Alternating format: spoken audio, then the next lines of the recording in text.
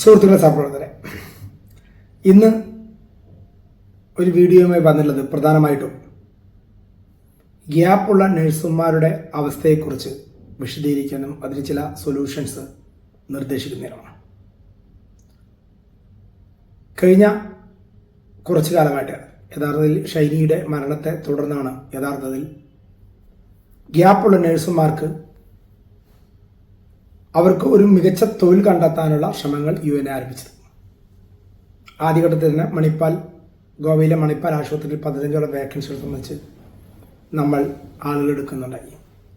പിന്നീട് അതിലേക്ക് യഥാർത്ഥത്തിൽ നമ്മുടെ ഒരു ഹെൽപ്പ് ലൈൻ ഡെസ്ക് നമ്പർ +91757025844844 എന്ന നമ്പർ നമ്മൾ നൽകിയത് തന്നെ നമ്മുടെ ആളുകൾക്ക് എമർജൻസി ആയിട്ട് എന്തെങ്കിലും തരത്തിലുള്ളൊരു വിഷയം വന്നാൽ അത് ഇടപെടാനും പരിഹരിക്കാനും വേണ്ടിയിട്ടായിരുന്നു.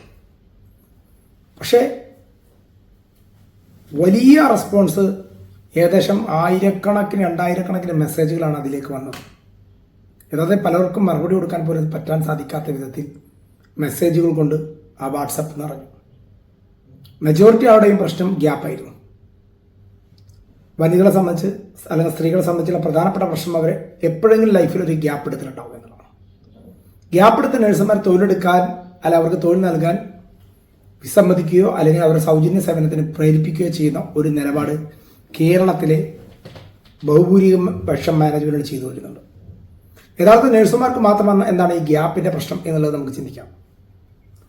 ഒരു നഴ്സ് ഒരു 6 മാസമോ 1 കൊല്ലമോ ഒരു മേഖലയിൽ നിന്ന് വിട്ടുവന്നുകൊണ്ട് അവരൊന്നും മറക്കുന്നില്ല. കാരണം ജസ്റ്റ് ഒരാഴ്ച 2 ആഴ്ചയോ അവർ ക്ലിനിക്കിലെത്തിയാൽ ഓർത്തെടുക്കാവുന്ന, അവർ അതേ രീതിയിലേക്ക് തിരിച്ചെത്താവുന്ന ഒരു മേഖലയാണ് നഴ്സിംഗ്. പക്ഷെ പലപ്പോഴും അത് സംഭവിക്കുന്നില്ല എന്നുള്ളത്. കാരണം ഗ്യാപ്പുള്ള ഒരു നഴ്സിനെ സംബന്ധിച്ചിടത്തോളം അവർ പിന്നെ തൊഴിൽ എടുക്കാതിരിക്കുകയും അവർ നീണ്ട കാലത്തേക്ക് ഗ്യാപ്പിലേക്ക് വരികയും ചെയ്യും. യഥാർത്ഥം എനിക്ക് നഴ്സുമാരോട് പറയാനുള്ളത്, ഒരിക്കലും നിങ്ങൾ നിങ്ങളുടെ തൊഴിൽ കളയരുത്. അത് വിവാഹമായിക്കോട്ടെ, മറ്റു വിഷയങ്ങളായിക്കോട്ടെ, തൊഴിൽ നിങ്ങൾ കളയരുത് എന്നുള്ളതാണ് എനിക്ക് നിങ്ങളോട് അഭ്യർത്ഥിക്കാൻ. കാരണം പലപ്പോഴും നമ്മൾ നഴ്സുമാരുടെ പ്രശ്നങ്ങൾ നേരിടുമ്പോൾ അതിൽ ഇടപെടുമ്പോൾ നമുക്കറിയാം അവരെപ്പോഴും ഒരു പ്രശ്നത്തിൽ അകപ്പെടുന്നത് അവർക്ക് മികച്ചൊരു തൊഴിലില്ലാതായിരിക്കുമ്പോഴാണ്. ഒരു സ്ഥിര വരുമാനം നമ്മുടെ ജീവിതത്തിൽ ഉണ്ടാക്കപ്പെടുക എന്നുള്ളത് ഏത് പ്രതിസന്ധിയെ നമുക്ക് അതിജീവിക്കാനുള്ള കരുത്ത് നൽകും. അതുകൊണ്ട് തന്നെ പ്രിയ സഹപ്രവർത്തകർ, നിങ്ങളോട് ഞാൻ പറയുന്നു, ഒരു കാരണവശാലും തൊഴിൽ കളഞ്ഞുകൊണ്ട് വരുമാന മാർഗം ഉപയോഗിച്ചുകൊണ്ടുള്ള ഒരു ലൈഫ് സ്റ്റൈൽ നാം തിരഞ്ഞെടുക്കാൻ പാടില്ല. നഴ്സിംഗ് ജോലിയുടെ പ്രത്യേകത നമുക്ക് മരണം വരെ ആരോഗ്യമുണ്ടെങ്കിൽ തൊഴിലെടുക്കാൻ പറ്റാവുന്നൊരു മേഖലയാണ്. മറ്റാരെയും നമുക്ക് ആശ്രയിക്കേണ്ടതില്ല, മറ്റൊരാളെയും നമ്മൾ സമീപിക്കേണ്ടതില്ല. അപ്പൊ നമ്മുടെ മുന്നിൽ വെല്ലുവിളിയായിട്ട് വരുന്ന ഒരു കാര്യമാണ് ഈ ഗ്യാപ്പ്. അതല്ല എങ്കിൽ നമുക്ക് എക്സ്പീരിയൻസ് സർട്ടിഫിക്കറ്റിൽ എന്തെങ്കിലും തരത്തിലുള്ള, അല്ലെങ്കിൽ പല ആളുകളും ജോലി രാജിവെക്കുമ്പോൾ എക്സ്പീരിയൻസ് സർട്ടിഫിക്കറ്റ് വാങ്ങാതെ പോകും. പിന്നീടായിരിക്കും അതിന്റെ ബുദ്ധിമുട്ട് അനുഭവപ്പെടുക. അല്ലെങ്കിൽ ആദ്യത്തെ സമയത്ത് ഒന്നുകിൽ HR ഡിപ്പാർട്ട്മെന്റിൽ നിന്നുള്ള എക്സ്പീരിയൻസ് വാങ്ങും, അപ്പോൾ നഴ്സിംഗ് ഡിപ്പാർട്ട്മെന്റ് എടുത്ത് വാങ്ങില്ല. ഇതൊക്കെ പിന്നീടായിരിക്കും പ്രയാസപ്പെടുക. അപ്പോൾ നമ്മുടെ ഒരാൾ രാജിവെക്കുകയാണെങ്കിൽ പോലും അവിടുത്തെ കൃത്യമായ എക്സ്പീരിയൻസ് സർട്ടിഫിക്കറ്റുകൾ വാങ്ങുക. എല്ലാ മേഖലയിലും നമ്മളവിടെ വർക്ക് ചെയ്തിരിക്കുന്ന ഡോക്യുമെന്റ്സ് നമ്മുടെ കയ്യിലുണ്ടാവുക. അപ്പോൾ നമുക്ക് ഏത് ആശുപത്രി മാനേജ്മെന്റായിട്ടും ചർച്ചയ്ക്ക് പോകുമ്പോഴും ഇടപെടുമ്പോഴും എല്ലാം എളുപ്പമാണ്. പ്രത്യേകിച്ച് കേരളത്തിന് പുറത്ത് ജോലി ചെയ്ത ആളുകൾക്കാണ് എക്സ്പീരിയൻസ് സർട്ടിഫിക്കറ്റുമായി ബന്ധപ്പെട്ട് വലിയ പ്രശ്നമാണ്. കാരണം അവർ രാജിവെക്കുന്ന സമയത്ത് അവർ നഴ്സിംഗ് ഡിപ്പാർട്ട്മെന്റ് എക്സ്പീരിയൻസ് വാങ്ങാതെ HR വാങ്ങിയിട്ടുണ്ടാവും.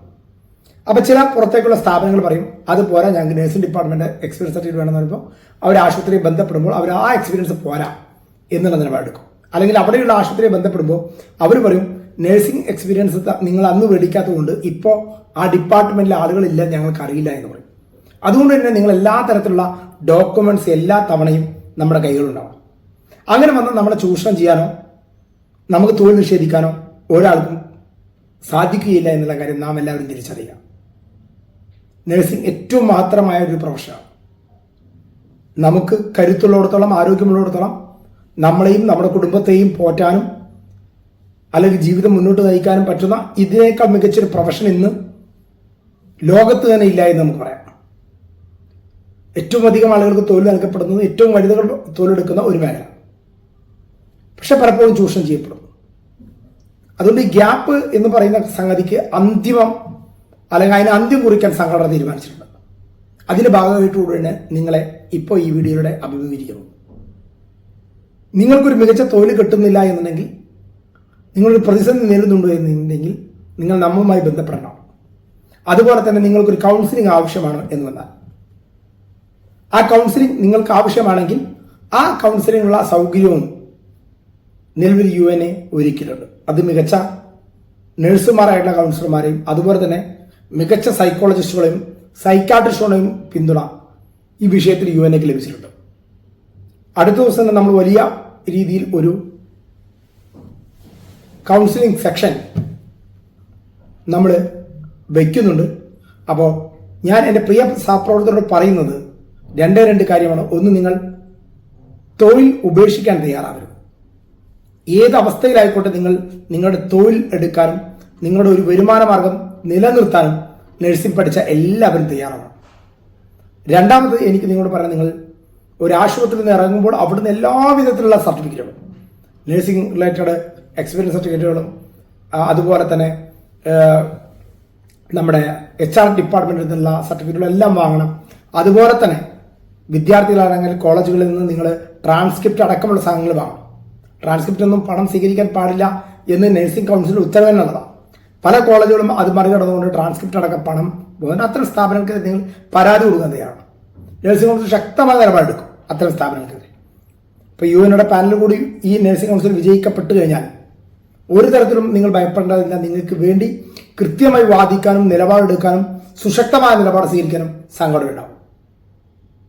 അപ്പോൾ നിങ്ങൾക്കെല്ലാവർക്കും അല്ലെങ്കിൽ എല്ലാ നഴ്സിംഗ് സമൂഹത്തിനും ഒരു മികച്ച ഭാവിയും മികച്ച കരുത്തും ഉണ്ടാക്കാൻ നിങ്ങളുടെ എല്ലാവരുടെയും പിന്തുണ ഞാൻ അഭ്യർത്ഥിക്കുന്നു. ഒരിക്കൽ കൂടി നിങ്ങൾക്ക് എന്ത് പ്രശ്നം വന്നാലും +91 7025 844 എന്ന നമ്പറിൽ നിങ്ങൾക്ക് മെസ്സേജ് ആയിട്ട് അയക്കാം.